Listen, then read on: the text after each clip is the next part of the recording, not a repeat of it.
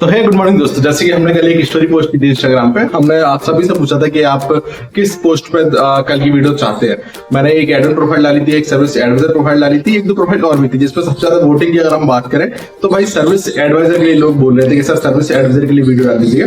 तो भाई आज मैं आपको बता दूं सर्विस एडवाइजर क्या होता है, वो क्या वर्किंग करता है, उसके लिए क्या क्वालिफिकेशन रिक्वायर्ड होती है और किस तरीके से उसकी जॉब की वर्किंग रहती है। तो आज है भाई डे 4 में आपको बताने वाला हूँ सर्विस एडवाइजर क्या होता है।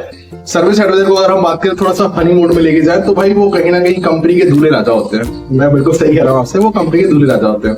क्योंकि किस तरीके से होते हैं भाई, अगर एक कंपनी में सर्विस एडवाइजर नहीं है, मैं डायरेक्ट पर्टिकुलर ऑटोमोबाइल की बात कर रहा हूँ, अगर वहां सर्विस एडवाइजर एक भी नहीं है तो भाई बिजनेस बहुत ही ज्यादा डाउन चला जाएगा।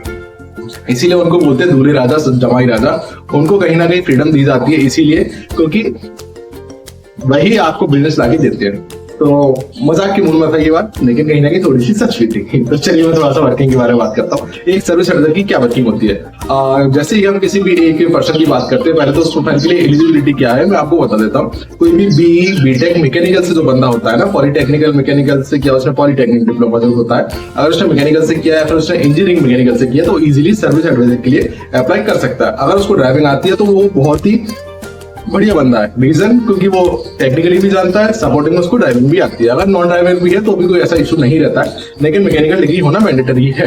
बहुत सारी कंपनियों में कभी कभार जरूरत के बेस पे एक दो बंदों को रख लेते हैं, लेकिन अगर आप आगे अपनी ग्रोथ देख रहे हैं, लंबे जाना चाहते हैं, एक लास्ट स्टेज पे पहुंचना चाहते हैं जो एक एडवाइजर पहुंच सकता है इस पोस्ट पे, तो वहां कहीं ना कहीं आपकी क्वालिफिकेशन मैटर करती है।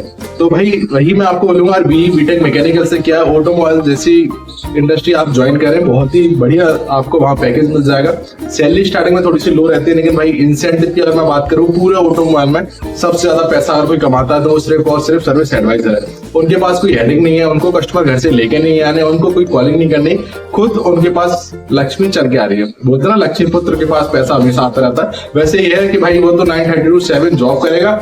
जॉब के टाइम पीरियड में उसके अलग से अलग मल्टीपल कस्टमर आते रहेंगे, मल्टीपल गाड़ियां आती रहेंगी, उसको केवल गाड़ियां अटेंड करनी है। तो बात करते हैं वो वर्किंग किस तरीके से करता है। भाई जैसे कि मॉर्निंग में अगर कोई कस्टमर आता है तो हम सबसे पहले उसको ग्रीटिंग देते हैं, good morning sir, good afternoon sir, how can I help you.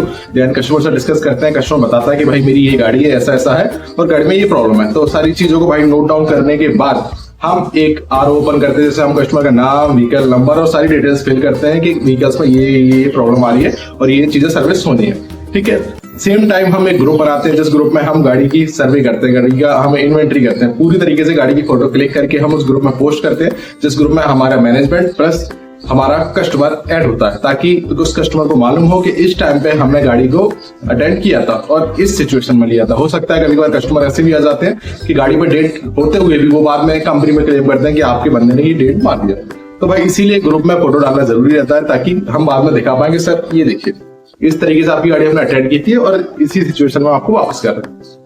तो बहुत सारी चीजें होती है भाई। ग्रुप बनाने के बाद हम उस ग्रुप में सारी फोटोज पोस्ट करते हैं। देन गाड़ी अटेंड करने के बाद हम गाड़ी फ्लोर पे लेके जाते हैं। एक एडवाइजर की मैं बात कर रहा हूँ, वो गाड़ी फ्लोर पे लेके जाता है, वहाँ पे सुपरवाइजर से बात करता है, सुपरवाइजर को गाड़ी अलॉट करता है कि सर ऐसा ऐसा है, ये गाड़ी में ये प्रॉब्लम है, कस्टमर को मैंने को बता दीजिए कि कस्टमर को कितने बजे का टाइम देना है। देन सुपरवाइजर डिसाइड करता है कि भाई ऐसा ऐसा बोल दो कस्टमर को, ये टाइम आप कमिटमेंट दे दो कि 2, 3, 4 बजे आपकी गाड़ी सर्विस हो जाएगी।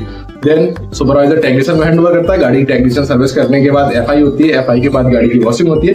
देन जैसे ही गाड़ी कंप्लीट हो जाती है, एडवाइजर के पास गाड़ी वो रिटर्न आती है कि भाई आप ये जो गाड़ी लेके आई थी गाड़ी कंप्लीट हो गई है, इसकी बिलिंग करा के आप कस्टमर को हैंड ओवर कर दो। बिलिंग की रिस्पॉन्सिबिलिटी एक एडवाइजर की ही रहती है। जैसी गाड़ी सर्विस होती है वो बिलिंग कराने के बाद कस्टमर को गाड़ी देता है। देन गाड़ी टाटा बाय बाय। कोई भी डाउट हो इस पार्ट में तो आप मेरे को कमेंट कर सकते हैं। बाकी सारी चीजें मैंने आपको क्लियरली समझा दी। बीटेक मैकेनिकल से हो तो ज्वाइन करो, और अगर आप एडवाइजर के लिए जाना चाहते हो बेसिक सी चीजें समझ लो, मैंने आपको समझा दिया। बाकी आप अपनी लैंग्वेज में समझ लो ताकि आप कभी इंटरव्यू देने के लिए जाओ तो रिजेक्ट ना हो।